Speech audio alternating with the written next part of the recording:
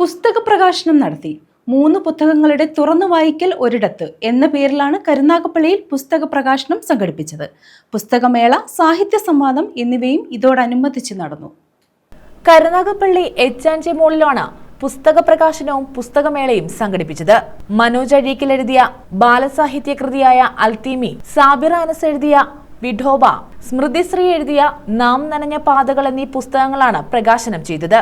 പുസ്തക പ്രകാശനത്തോടനുബന്ധിച്ച് സാഹിത്യ സംവാദവും സംഘടിപ്പിച്ചു. എഴുത്തുകാരൻ മുഹമ്മദ് അബ്ബാസ് ഉദ്ഘാടനം നിർവഹിച്ചു.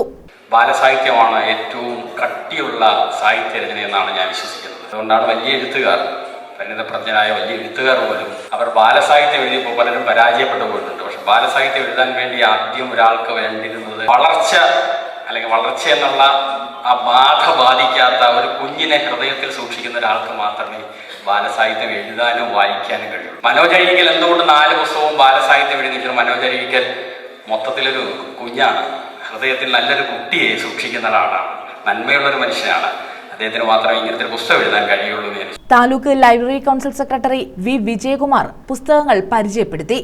നിങ്ങളുടെ കയ്യിലെ റിമോട്ട് നിങ്ങൾക്ക് മാറ്റി കളിക്കാം, ഫോണിൽ നിങ്ങൾക്ക് ആപ്പുകൾ പലതും നോക്കാം. പക്ഷെ നിങ്ങളൊരു പുസ്തകം എടുത്താൽ ആ പുസ്തകം ആദ്യത്തെ പേജ് മുതൽ അവസാനത്തെ പേജ് വരെ വായിച്ച് മടക്കുമ്പോൾ ഒരു എഴുത്തുകാരൻ അയാളുടെ പേരും പ്രശസ്തിയും ഒക്കെ വിട്ടുകൊള്ളും.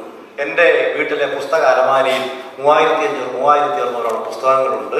അതിൽ 10-700 പുസ്തകം ഞാൻ വായിക്കാനായിട്ട് എടുക്കുമ്പോൾ എന്നെ വായനയിലേക്ക് വഴി നടത്താത്തതാണ്. പക്ഷെ അതിലിരിക്കുന്ന ബഷീറിന്റെ പ്രേമലേഖനം എത്ര തവണ വായിച്ചിട്ടുണ്ടെന്ന് എനിക്കറിയില്ല. എത്ര തവണ വായിച്ചാലും ഞാൻ വായിക്കുന്നത് ഒരു പുതിയ പുസ്തകമായിരിക്കും എന്നുള്ളതാണ്. അരുൺ കാലശ്ശേരി അധ്യക്ഷത വഹിച്ചു. News bureau, Karunagappally.